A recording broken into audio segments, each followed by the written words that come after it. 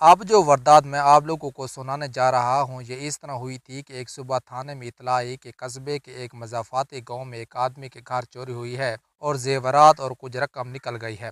تھانہ قصبے میں تھا، جو بڑا قصبہ تھا، اور واردات والا گاؤں قصبے کے اتنا قریب تھا کہ گاؤں کا حصہ ہی لگتا تھا، لیکن اس کا ایک الگ نام تھا۔ اس گاؤں کے لوگ دیہاتی کام اور شہری زیادہ لگتے تھے۔ اس گاؤں کی زیادہ آبادی مسلمانوں کی تھی، سب کاشتکاری کرتے تھے اور ان میں 2-3 خاندانوں کی زمینداری بڑے پیمانے کی تھی۔ جس کے مکان میں چوری ہوئی تھی وہ ان چند ایک بڑے زمینداروں میں سے تھا۔ اس کی عمر 26-27 سال تھی۔ اس کا اصل نام جو کچھ بھی تھا میں اسے مہتاب لکھوں گا۔ اس کے ماں باپ مر چکے تھے، وہ ماں باپ کی اکلوتی اولاد تھا۔ اس کا مطلب یہ تھا کہ وہ باپ دادی کی جائیداد کا واحد وارث تھا۔ 1.5-2 سال پہلے اس کی شادی ہوئی تھی، ابھی تک کوئی اولاد نہیں ہوئی تھی۔ میں پہلی کہانیوں میں بتا چکا ہوں کہ آج کل چوری کا رواج نہیں رہا، کیونکہ چوری اور ڈاکوؤں کو اتنی مہارت اور سہولتیں مل گئی ہیں کہ انہیں چوری کرنے جیسا محنت طلب کام کرنے کی ضرورت نہیں پڑتی اور گرفتاری کا بھی خطرہ نہیں۔ ہمارے وقتوں میں ڈکیتی کا ایک طریقہ نقب زنی تھا۔ پچھواڑے کی دیوار میں سے زمین کے قریب سے چاند ایک اینٹیں یا پتھر نکال کر اتنا شگاف ڈال لیا جاتا کہ اس میں سے ایک آدمی آسانی سے پیٹ کے بال رینگ کر گزر سکتا تھا، اور اس میں بڑے ساز کا ٹرنک بھی نکالا جا سکتا تھا۔ نقب زنی کے ماہر اس خوبی سے اینٹیں یا پتھر نکالتے تھے کہ آواز پیدا نہیں ہوتی تھی اور گھر والے بے خبر رہتے تھے۔ نقب زن اندر جا کر مال نکالتے تھے اور باہر آ کر غائب ہو جاتے تھے۔ نقب زنی کے ذریعے جو ڈکیتی کے وارداتیں کی جاتی تھی اس میں گھر بھیدی لازمی ہوتا تھا، جو نقب زنوں کو پہلے بتا دیتا تھا کہ فلاں کمرے میں اور فلاں ٹرنک میں مال پڑا ہے۔ نقب زنی اور ڈکیتی کی تفتیش بہت ہی مشکل ہوا کرتی تھی۔ میں جائے واردات پر گیا، کھوجی کو بھی بلا لیا تھا۔ اس نے 2 کھرے دیکھے تو کہنے لگا کہ یہ کھرے ملزموں کے ہیں۔ تماشائیوں نے میرے پہنچنے سے پہلے تک بہت سے کھرے اپنے قدموں تلے مسل ڈالے تھے۔ میں نے باہر سے ٹوٹی ہوئی دیوار کو غور سے دیکھا، اس کے ساتھ ساتھ زمین بھی دیکھی۔ عموماً زمین پر کھروں کے علاوہ کوئی نہ کوئی سراغ مل جاتا ہے، مثلا ملزموں کی کوئی چیز جلدی میں وہاں گر جاتی ہے، لیکن وہاں کچھ بھی نہیں تھا۔ میں کمرے میں گیا، اس کمرے میں ایک بڑی پیٹی رکھی تھی، اس کے ساتھ 2 ٹرنک پڑے تھے اور ان ٹرنکوں کے اوپر 2-3 ٹین کے سوٹ رکھے ہوئے تھے۔ ایک ٹرنک کے اوپر سے سوٹ کیس اتارے گئے اور ٹرنک کا تالا توڑا نہیں گیا تھا بلکہ اسے چابی لگا کر کھولا گیا تھا۔ ٹرنک میں سے تمام زیورات اور نقدی نکالی گئی تھی۔ میں نے خاص طور پر دیکھا کہ ٹرنک میں سے کپڑے نہیں نکالے گئے تھے۔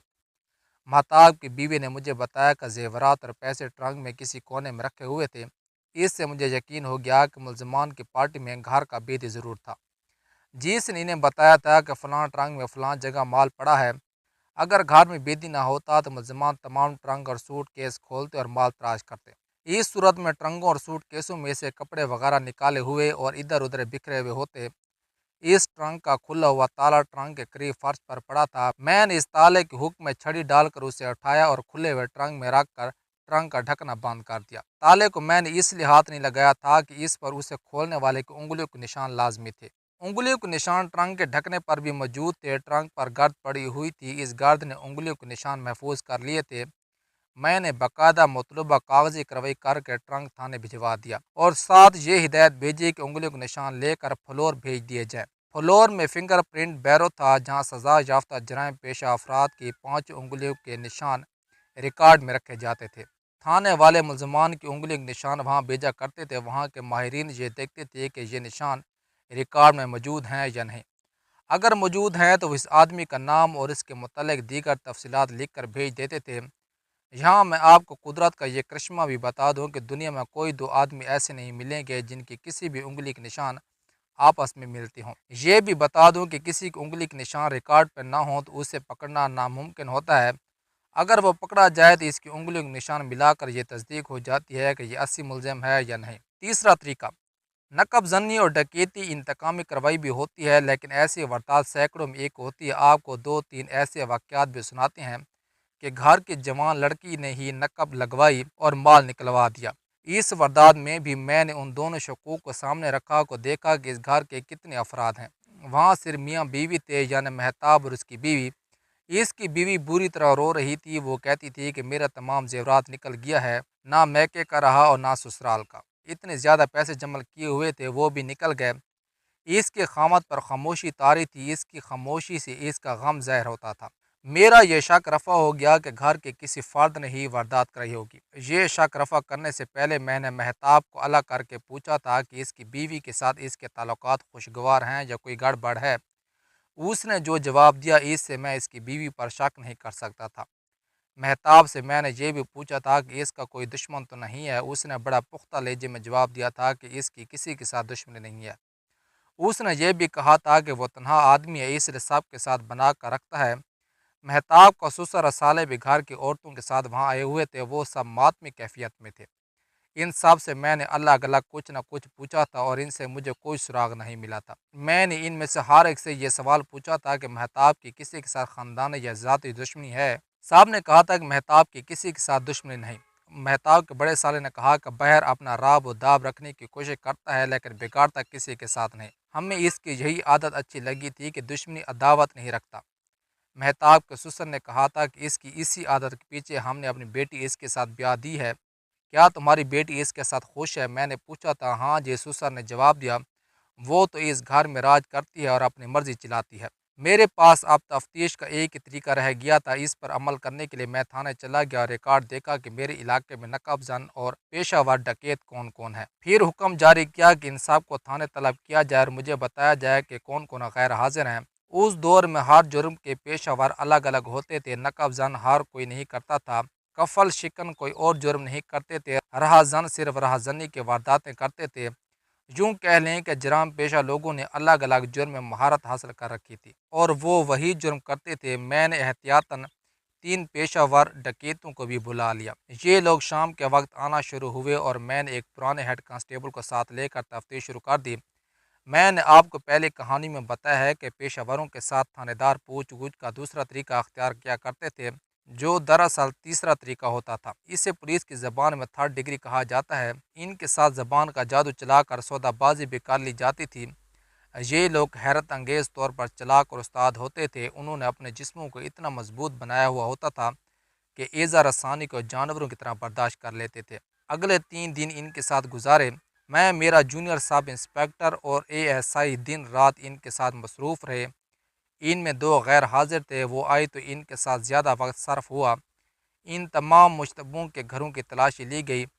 قصبے کے سناروں کو درپردہ کہا گیا کہ ان میں سے کسی کے پاس بکنے کے لیے زیور آئے تو وہ اس آدمی کا اتا پتہ معلوم کر کے زیور لے لے اور تھانے اطلاع دے۔ ہر سنار چوری کے زیورات نہیں خریدا کرتا تھا، لیکن کوئی سنار خرید بھی لیتا تو پتہ نہیں چلتا کیونکہ وہ فوراً زیورات توڑ پھوڑ کر ڈھال لیتے تھے۔ مختصر یہ ہے کہ سناروں کے پاس گئے ہوئے زیورات کا سراغ لگانا تقریباً ناممکن ہوتا تھا۔ میں نے ان 3 دنوں میں اور افراد سے بھی پوچھ گچھ کی۔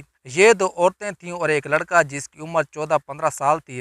یہ غریب سا لڑکا تھا جو زیادہ تر مہتاب کے گھر کام کرتا تھا اور رات کو اپنے گھر چلا جاتا تھا۔ دونوں عورتیں بھی اس لڑکے کی کلاس کی تھیں۔ سارے بڑے زمینداروں کے گھروں کی نوکری چاکری اور خدمت ان کا فرض ہی نہیں بلکہ ان کی زندگی کا مقصد ہی یہی تھا۔ انہیں کوئی باقاعدہ تنخواہ نہیں ملتی تھی۔ دونوں عیدوں پر کچھ پیسے مل جاتے تھے اور انہیں بڑے گھروں سے روٹی اور کپڑے بھی ملتے تھے، لیکن یہ کپڑے وہ ہوتے تھے جو ان بڑے گھروں کی عورتیں پھینک دیتی تھیں۔ عموماً اس قسم کی عورتوں کی آمدنی کے ذریعے کچھ اور بھی ہوتے تھے، لیکن یہ ذریعہ خفیہ ہوتے تھے۔ ان میں خفیہ پیغام رسانی بھی ایک ذریعہ تھا۔ میں یہ معلوم کرنے کی کوشش کر رہا تھا کہ ان میں کوئی گھر بیدی ہے یا نہیں۔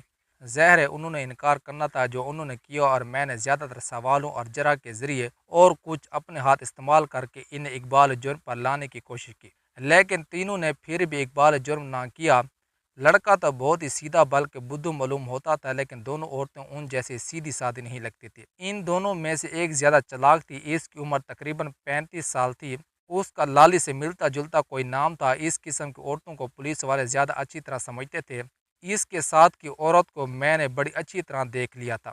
وہ مجھے ہر شخص سے صاف نظر آتی تھی۔ میں نے لالی کو نہ چھوڑا۔ مجھے بڑا پختہ شک تھا کہ یہ عورت کچھ نہ کچھ جانتی ہے اور اس سے مجھے تفتیش میں مدد مل سکتی ہے۔ دیکھو لالی، میں نے کہا، تمہارے متعلق مجھے دوسروں سے وہ سب کچھ معلوم ہو جائے گا جو تم چھپانے کی کوشش کر رہی ہو۔ اپنے آپ کو پھنسانے کی ترکیبیں نہ سوچو۔ ڈاکو آخر پکڑے جائیں گے، لیکن جب تم ان کے ساتھ پکڑی جاؤ گی تو اتنی ہی سزا پاؤ گی جتنی انہیں ملے گی۔ وہ تو برداشت کر لیں گے، تم 1 مہینے کی قید بھی برداشت نہ کر سکو گی۔ اب اگر مجھے راز کی بات بتا دو تو میں تمہیں گرفتار بھی نہیں کروں گا اور انعام بھی دوں گا۔ اب بولو میں کیا بولوں؟ اس نے کہا، آپ ہی بتائیں میں کیا بولوں۔ تمہیں معلوم تھا کہ زیور اور پیسے کون سے ٹرنک میں رکھے ہوئے ہیں؟ میں نے کہا میں 2 گھنٹوں سے تم سے یہ ایک بات پوچھ رہا ہوں، اور میں ان 2 گھنٹوں میں یہ سمجھ گئی ہوں کہ آپ مجھ سے یہ بات کیوں پوچھ رہی ہیں۔ اس نے کہا آپ مجھ پر یہ شک کر رہی ہیں کہ میں نے ڈاکوؤں کو بتایا ہے کہ زیور اور پیسے والا ٹرنک کس کمرے میں رکھا ہے، اور اس میں زیور اور پیسے کہاں پڑے ہوئے ہیں۔ آپ خود سوچیں کہ ڈاکوؤں سے مجھے کیا ملنا تھا، وہ مجھے جتنی بھی رقم دیتے وہ ایک ہی بار دیتے۔ میں نے وفا تو ان کے ساتھ کرنی ہے جو میرے خامند اور 3 بچوں کا پیٹ بھر رہی ہے۔ یہی لوگ ہمارا تن ڈھکنے والے ہیں۔ میرا مرنا جینا تو ان لوگوں کے ساتھ ہے۔ میں تمہیں اتنی جلدی چھوڑوں گا نہیں لالی، میں تمہیں سوچنے کا موقع دوں گا۔ میں نے کہا یہ عورت بڑے پختہ لہجے میں بولتی تھی، اس کے ہونٹوں پر ہلکی سی مسکراہٹ تھی۔ کبھی تو مجھے شک ہوتا تھا کہ جیسے یہ عورت میرا مذاق اڑا رہی ہے۔ اس کا رنگ صاف تھا اور شکل و صورت بھی بڑی اچھی تھی، خوش طبع لگتی تھی، زبان کا جادو چلانا بھی جانتی تھی۔ میں اس پر اعتبار نہیں کر سکتا تھا۔ میں نے آپ کے سوالوں کے جو جواب دیے ہیں یہ بالکل سچ ہیں۔ اس نے کہا میں آپ کو بتا چکی ہوں کہ میں جانتی ہوں کہ مہتاب کی بیوی زیور اور پیسے کون سے ٹرنک میں رکھتی ہے، لیکن مجھے یہ معلوم نہیں تھا کہ ٹرنک میں وہ یہ چیزیں کس جگہ رکھتی ہے۔ اتنا کہہ کر وہ خاموش ہو گئی۔ اس کی نظریں میرے چہرے پر ٹھہر گئیں۔ چند سیکنڈ بعد اس نے کہا کہ اگر آپ کچھ اور جاننا چاہتے ہیں تو میں وہ بتا دیتی ہوں۔ ان باتوں کا ڈکیتی کے ساتھ کوئی تعلق تو نہیں، پھر بھی بتا دیتی ہوں۔ ہاں بتاؤ، میں نے کہا۔ مہتاب کی بیوی پروین کا دل مہتاب کے ساتھ نہیں، لالی نے کہا۔ اس کی درپردہ یاری دوستی گاؤں کے ایک اور آدمی کے ساتھ ہے جس کا نام شمشیر ہے۔ پروین شمشیر سے ملتی ملاتی رہتی ہے اور یہ میل ملاقات میرے معرفت ہوتا ہے، لیکن میں آپ کو یقین کے ساتھ بتاتی ہوں کہ ان کی یہ یاری دوستی بڑی صاف ستھری محبت ہے۔ اسے آپ اس طرح کی دوستی نہ سمجھنا جو عام طور پر لوگ لگاتے ہیں، یہ تو میں کبھی نہیں مانوں گا۔ میں نے کہا کسی شادی شدہ عورت کی کسی غیر آدمی کے ساتھ محبت صاف ستھری نہیں ہو سکتی۔ ان کی جگہ میں تو قسم نہیں کھا سکتی۔ لالی نے کہا میں ایک بات جانتی ہوں، وہ آپ کو بتا دی ہے۔ مہتاب کے ساتھ اپنے بیوی کا رویہ کیسا رہتا ہے؟ میں نے پوچھا۔ ان میں لڑائی جھگڑا رہتا ہوگا؟ ان کا لڑائی جھگڑا کبھی نہیں ہوا۔ کیا شمشیر شادی شدہ ہے؟ نہیں، لالی نے جواب دیا، وہ بھی ماں باپ کا شہزادہ بیٹا ہے۔ شمشیر کی لالی۔ میں نے اپنے ایک شک کے پیش نظر لالی سے کچھ اور باتیں جو شمشیر اور پروین کی دوستی سے تعلق رکھتی تھی پوچھی۔ میرا شک رفع ہو گیا۔ میری تفتیش کے لیے یہ بات ہی بے معنی تھی کہ واردات والے گھر کی عورت کی دوستی کسی اور کے ساتھ ہے۔ میں اس وقت گھر بیدی کا کھوج لگا رہا تھا، لیکن ان تینوں میں مجھے کوئی گھر بیدی نظر نہیں آ رہا تھا۔ قصبے کے سناروں کو بھی ڈرایا دھمکایا۔ صاحب نے کہا کہ ان تک ابھی کوئی ایسا زیور نہیں پہنچا۔ میں نے انہیں مسروقہ زیورات کی تفصیل مہتاب اور اس کی بیوی سے پوچھ کر بتا دی تھی۔ میں پہلے بتا چکا ہوں کہ چوری ڈکیتی اور نقب زنی جیسی وارداتوں کی تفتیش آسان نہیں ہوتی۔ ان واردات کی تفتیش بھی لڑکتی جا رہی تھی۔ میں نے یہ کیس اپنے جونیئر سب انسپکٹر کو دے دیا اور خود دوسرے کاموں میں مصروف ہو گیا۔ مجھے روز بروز رپورٹ مل جاتی تھی کہ تفتیش کہاں تک پہنچی اور کارگزری کیا ہے۔ 7-8 روز مزید گزر گئے۔ نقب زنی کی اس واردات کو 15-16 دن گزر چکے تھے۔ ایک روز صبح 9 بجے کا وقت ہوگا کہ 3 آدمی تھانے میں یہ اطلاع لائے کہ گاؤں کے ایک آدمی کو گولی مار کر ہلاک کر دیا گیا ہے۔ لاش گاؤں سے تقریباً 1 میل دور پڑی ہوئی بتائی گئی اور مقتول کا نام شمشیر بتایا گیا۔ میں شمشیر کے نام پر ذرا سا چونکا، ذہن پر زور دیا تو یاد آیا کہ لالی نے ایک شمشیر کا ذکر کیا تھا۔ میں نے رپورٹ لانے والے سے پوچھا کہ گاؤں میں اس کے علاوہ کوئی اور شمشیر بھی ہے؟ انہوں نے بتایا کہ گاؤں میں ایک ہی شمشیر تھا، عمر 26 سال کے لگ بھگ بتائی گئی، اور یہ بھی کہ مقتول نے ابھی شادی نہیں کی تھی۔ مجھے خیال آیا کہ یہ وہی شمشیر ہے۔ رپورٹ دینے والا شمشیر کا باپ تھا اور اس کے ساتھ 2 اور آدمی تھے جنہوں نے لاش دیکھی تھی اور گاؤں میں اطلاع دی تھی۔ یہ دونوں آدمی اس گاؤں کے قریب ایک چھوٹے سے گاؤں میں رہتے تھے اور وہ مقتول کے گاؤں کے لوگوں کو جانتے پہچانتے تھے۔ میں نے وہی سوال پوچھا جو قتل کی FIR تحریر کرنے سے پہلے پوچھے جاتے ہیں۔ میں نے آخر میں پوچھا کہ کس پر شک ہے؟ ہاں جناب، شمشیر کے باپ نے کہا ان 2 آدمیوں نے قاتل کو دیکھا ہے، وہ مہتاب ہے۔ کون سا مہتاب؟ میں نے پوچھا۔ وہ تو نہیں جس کے گھر نقب لگی تھی؟ ہاں حضور، شمشیر کے باپ نے جواب دیا، وہی ہے۔ پہلے یہ بتاؤ، میں نے ان 2 آدمیوں سے کہا، تم نے مہتاب کو کہاں دیکھا تھا؟ ان دونوں نے جو جواب دیا وہ اس طرح تھا کہ یہ دونوں مقتول کے گاؤں کی طرف آ رہے تھے۔ انہوں نے ایک فائر کی آواز سنی لیکن ادھر کوئی توجہ نہ دی۔ انہیں معلوم تھا کہ پرندوں کا کوئی شکاری ہوگا۔ فائر کے تھوڑی دیر بعد مہتاب ایک ٹیلے کے اونٹ سے نکلا۔ اس کے ہاتھ میں ایک نالی شکاری بندوق تھی۔ وہ ان دونوں سے تقریباً 400 گز دور تھا۔ مہتاب نے ان کی طرف دیکھا اور دوسری طرف چلا گیا۔ 4-5 درخت اکٹھے تھے، ان کے نیچے جا کر اس نے درختوں میں ایک کارتوس فائر کیا اور ایک پرندہ گرا۔ اس نے پرندہ ذبح کیا اور آگے چلا گیا۔ ان دونوں آدمیوں نے اس ٹیلے کے قریب سے گزرنا تھا جس کی اونٹ سے مہتاب سامنے آیا تھا۔ یہ علاقہ نشیب و فراز والا تھا۔ ٹیلے کے دوسری طرف زمین نشیبی تھی، اس نشیب کے اوپر راستہ جاتا تھا۔ یہ دونوں جب ٹیلے کے قریب سے گزرے تو انہیں تھوڑی دور نشیبی جگہ پر کوئی پڑا ہوا نظر آیا۔ یہ دونوں ان تک پہنچے تو اسے خون میں ڈوبا ہوا دیکھا۔ ان کا خیال یہ تھا کہ گولی ایک پہلو میں لگی ہے۔ ان دونوں کو فوراً یہ خیال آیا کہ اسے مہتاب نے گولی ماری ہے۔ یہ نہیں کہا جا سکتا کہ شمشیر کو ویسی گولی لگ گئی ہو یا مہتاب نے شمشیر کا ہی نشانہ لے کر اس پر کارتوس چلایا تھا، لیکن جناب ان دونوں میں سے ایک آدمی نے کہا مہتاب آرام آرام سے ٹیلے کی اوٹ سے سامنے آیا تھا، پھر اس نے پرندے کا شکار شروع کر دیا تھا۔ اگر اسے معلوم ہوتا کہ اس کے چلائے ہوئے کارتوس سے ایک آدمی مارا گیا ہے تو وہ دوڑ کر اس تک پہنچتا یا وہ وہاں سے بھاگ جاتا۔ اگر اس نے قتل کی نیت سے شمشیر پر کارتوس چلایا تھا تو بھی اسے بھاگ کر یا کھسک جانا چاہیے تھا، لیکن اس کی چال ڈھال سے پتہ چلتا تھا کہ اسے معلوم نہیں تھا کہ اس کے کارتوس سے ایک آدمی مارا گیا ہے۔ وہ اس کے بعد پرندے مار رہا تھا۔ دوسرے آدمی نے کہا میں نے کارتوس چلنے کی آواز سنی تھی۔ ان دونوں نے دیکھا کہ شمشیر مر چکا ہے تو وہ گاؤں کی طرف آئے۔ جب وہ گاؤں میں داخل ہوئے تو انہوں نے مہتاب کو دیکھا، اس کے ایک ہاتھ میں بندوق اور دوسرے ہاتھ میں پرندے تھے۔ انہوں نے پہلے تو گاؤں کے نمبردار کو اطلاع دی، پھر شمشیر کے گھر جا کر بتایا۔ میں نے شمشیر کے باپ سے کچھ اور باتیں پوچھی تھیں، لیکن میں نے 1 منٹ بھی ضائع نہ کیا اور ایک ہیڈ کانسٹیبل اور 3 کانسٹیبلوں کو ساتھ لے جا کر واردات پر جانے کے بجائے گاؤں میں چلا گیا۔ میں نے مہتاب کو فوراً پکڑنا تھا، ایسا ہو سکتا تھا کہ اس کے چلائے ہوئے کارتوس کے چھرے اتفاق سے شمشیر کو لگ گئے ہوں۔ اس نے پرندے کو نشانے میں لیا ہوگا۔ شمشیر نشیبی جگہ پر جا رہا تھا، مہتاب اونچی جگہ پر جا رہا تھا۔ اس طرح شمشیر مہتاب کے بندوق سے نکلے ہوئے چھروں کی زد میں آ گیا، لیکن مجھے لالی کی باتیں یاد آئیں۔ اس نے تفصیل سے بتایا تھا کہ مہتاب کی بیوی پروین کی یاری دوستی شمشیر کے ساتھ ہے۔ مجھے خیال آیا کہ مہتاب کی ان کی خفیہ ملاقاتوں کا اب پتہ چل گیا ہوگا۔ میں نے مہتاب کے دروازے پر دستک دی اور دستک کے ساتھ دروازے کو دھکیلا اور میں اندر چلا گیا۔ مہتاب کمرے سے نکل کر صحن میں آیا، اس کے پیچھے پیچھے پروین نکلی۔ دونوں حیرت سے مجھے دیکھنے لگے۔ اس وقت میرے ساتھ کوئی بھی نہیں تھا، میں اکیلا اندر گیا تھا۔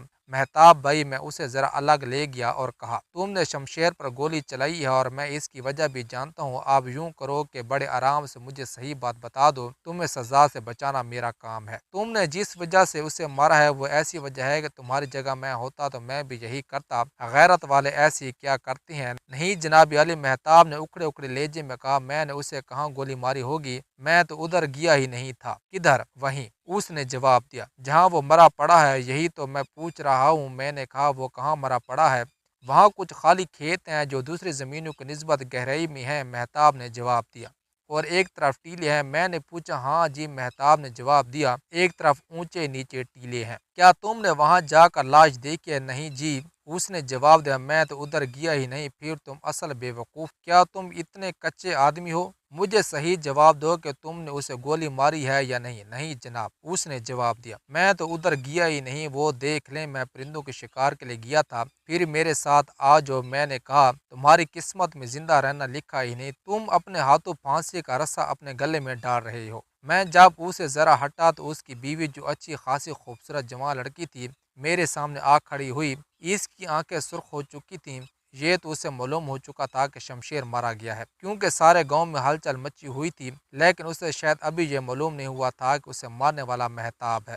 پروین نے مجھ سے پوچھا کہ یہ کیا معاملہ ہے، تم اسے سمجھاؤ۔ میں نے مہتاب کی طرف اشارہ کر کے پروین سے کہا اسے کہو کہ مجھے صحیح بات بتا دے اور میں اسے سزا سے بچنے کا طریقہ بتا دوں گا۔ کہ آپ کو یقین ہے کہ شمشیر کو اس نے مارا ہے؟ پروین نے پوچھا اور میرے جواب کا انتظار کیا بغیر کہنے لگی، آپ کے دل میں ویسے ہی کسی نے شک ڈال دیا ہوگا، اس آدمی سے تو کبھی مکھی بھی نہیں مرتی، میں یقین کے بغیر اس پر ہاتھ نہیں ڈال رہا۔ میں نے کہا 2 گواہ بار کھڑی ہیں جنہوں نے اسے دیکھا ہے۔ پروین کی آنکھوں میں جو رکے ہوئے آنسو تھے وہ بہنے لگے اور پروین سسکیاں لینے لگی۔ پروین، میں نے آہستہ سے اس سے پوچھا، یہ آنسو شمشیر کے غم میں ہیں یا اپنے خاوند کی گرفتاری کے غم میں؟ اس نے سر جھکا لیا اور کوئی جواب نہ دیا۔ ساری رات جاگوں گی۔ میں نے مہتاب کو ہتھکڑی لگا دی۔ गांव के दो मुआजिज आदमियों को अंदर बुला कर महताब से इसकी बंदूक बरामद कराई। इस बरामदगी की तहरीर लिख कर महताब के और दोनों गवाहों के दस्तखत लिए महताब को थाने भिजवा दिया और मैं खुद जाए वारदात पर चला गया। पहले मैंने वो जगह देखी जो टीले के दूसरी तरफ थी।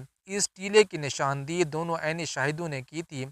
वहाँ महताब के खुरे थे। इन खुरों की तस्दीक खोजी ने की थी। जिसने गांव में महताब का खुरा गौर से देखा था, वहां से इस जगह का फासला जहां लाश पड़ी थी 50 गज और तकरीबन 2 फुट था। लाश को जाकर देखा, जमीन और मकतूल के कपड़ों पर लगी मट्टी गवाही देती थी कि मकतूल तड़प तड़प कर मरा है। वहाँ खाली खेत थे और ये तमाम खेत दूसरे खेतों की निस्बत गहराई में थे। मकतूल गांव की तरफ जा रहा था। ये बात मुझे इसके बाप ने वहीं बता दी थी और उसने ये भी बताया कि वो किसी काम से जा रहा था। मुझे आज तक याद है कि शमशेर ने बाप को ये नहीं बताया था कि वो किस काम से जा रहा है। मैंने लाश पोस्टमार्टम के लिए भिजवा दी और जिन दो आदमियों ने महताब को देखा था, इनके अलावा मुझे जिस चीज की जरूरत थी, इन सब को अपने साथ थाने ले गया। सबसे पहले नंबरदार को अपने दफ्तर में बैठा कर पूछा कि शमशेर, महताब और परवीन के मुतल्लिक वो क्या जानता है। उसने बताया कि शमशेर और परवीन के ताल्लुकात परवीन की शादी के पहले के हैं।